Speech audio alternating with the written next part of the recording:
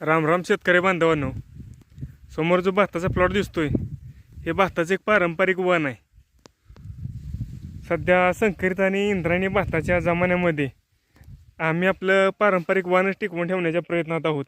आणि गेल्या 2 वर्षामध्ये आमच्या सेंद्रिय शेती गटाच्या माध्यमातून जवळपास 70 ते 80 भाताचे पारंपरिक वन आम्ही संपूर्ण महाराष्ट्रभर विक्री करत आहोत.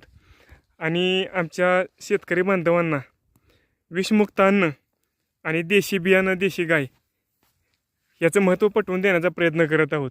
आणि हे समोर तुम्हाला दिसतोय हा भाताचा प्लॉट, हे भाताचं वाण हे आहे काळा जिरगा या पारंपरिक वाणाचं.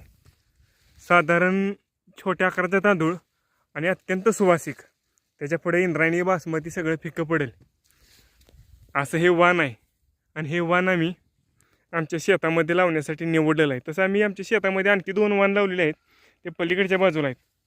आता 2 वेगवेगळे वाण एकाच शेतामध्ये लावत असताना साधारण क्रॉस पॉलिनेशन होऊ नये म्हणून साधारण 15 फुटाचं अंतर ठेवावं लागतं. किंवा ते जर शक्य नसेल तर त्याचं जे निसवण्याचा कालावधी असतो फ्लॉवरिंगचा, म्हणजे पॉलिनेशन एकत्र होऊ न देण्यासाठी हे त्याचा पिरियड कमी जास्त असावा लागतो. आता हे वाण हे काळी कुसळ आहे आणि हे पलीकडचे आहेत ते काळा जिरगा आहे. पण काळी कुसळ आहे हे कमी कालावधीत येणार आणि काळ्या जिरग्याला थोडा वेळ लागतो. आता हे काळी कुसळ आहे ते आता फ्लॉवरिंग स्टेजला आहे, ते निसवायला लागलेलं आहे.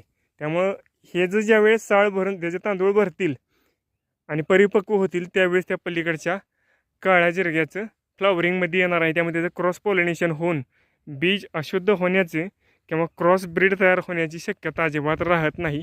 ही काळजी प्रत्येक शेतकऱ्यानं घ्यावी. धन्यवाद.